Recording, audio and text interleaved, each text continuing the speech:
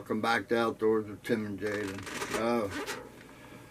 I want to take a little bit of your time today, and if you've been watching the videos, you know Jayden is my 11-year-old grandson who I'm introducing into the outdoors, hunting and fishing.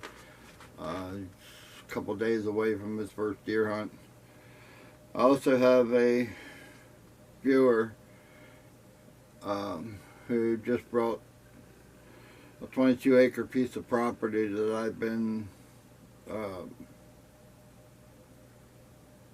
talking with and trying to help him get ready. He has a son that's 12 years old. They've never hunted at all, and they brought this piece of property with about 10 acres of woods, and does have some deer on it. So I've been out with him 3 different times walking the property. We've been to Bass Pro Shop, we've been to Walmart, we've been to Dick's. We looked at a lot of stuff to get him set up. And talking with him earlier today, he called and he had a couple questions about some stuff, and one of his big questions was, how do I know what to shoot?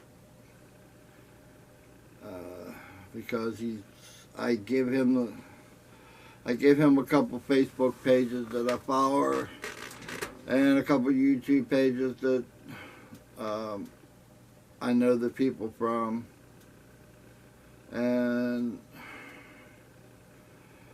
as a new hunter, he's really gotten confused because there's so many people out there that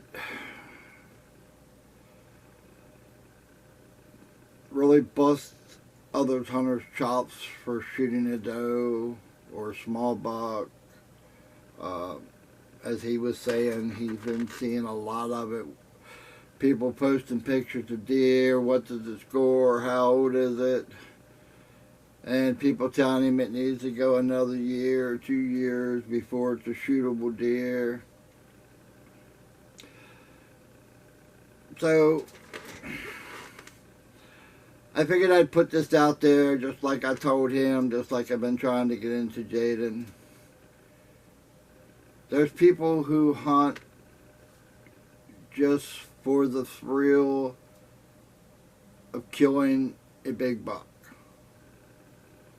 And there's people who have property that hold big bucks, that they can pass a deer for another year or 2 to give him a chance to grow into a trophy buck. But that's probably 25%, if that, of the hunting population. Majority of the hunters hunt public land, or they hunt a small piece of private land. If you have a couple 100 acres, then yeah, you can pass on deer, and there's always a real good shot that you'll see that same deer next year. If you're hunting on public land or a small piece of private land and you get a shot at a deer that you're happy with taking, I don't care what, it doesn't matter what it is, as long as you're happy with it, you need to take that shot. Don't sit back and think, well, if I let that deer go to next year, he'll be a bigger. Because if you're on public land, if you don't shoot it, somebody else probably will. Because unless that's a real smart deer that has a real good hiding place, majority of the time he's going to get spooked up by another hunter, and he's going to run into the path of another hunter and get shot. That's just the way public land works. Now, you do kill big deer. I've killed some real nice deer on public land. I've killed some very nice deer on public land. But I also hunt 365 days a year, I have trail cameras out. I know where the deer are. I know where they're going. I know where they're coming from. And I hunt hard when I hunt.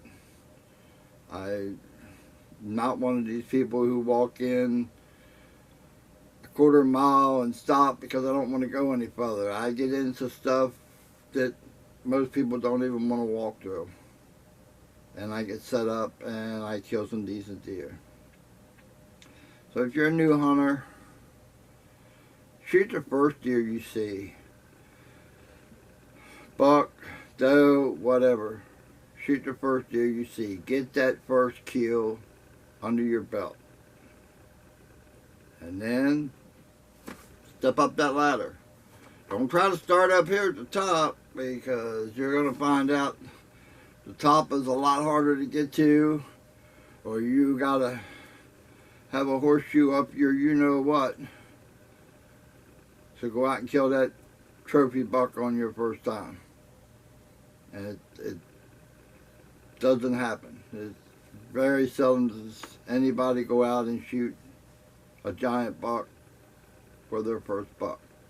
Even these people that's telling you pass on this, I guarantee you, when they started hunting, they were shooting small deer.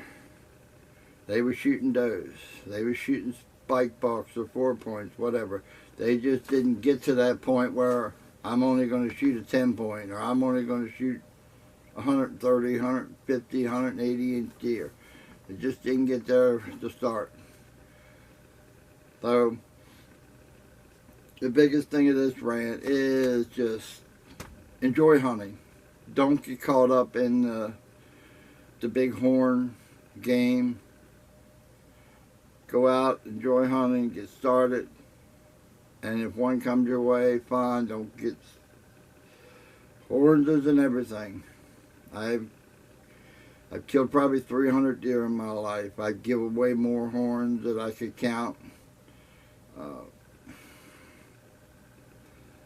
Horns is like money. When your time's up, you can't take them with you. And I've seen so many people that, well, I've seen 4 people that I hunted with, that passed and left a lot of, they had a lot of deer heads, a lot of horns. Their wife didn't want them, their kids didn't want them, and they had a hard time giving them away. You can't, here in Maryland, you can't sell them. So, you know, their wife was stuck with, you know, a couple deer heads, a bunch of horns that the one woman wound up giving to a dog kennel so the dogs had something to chew on. It's, just don't get caught up in the horns. They're great, you know, it's great to have a good set of horns hanging on your wall,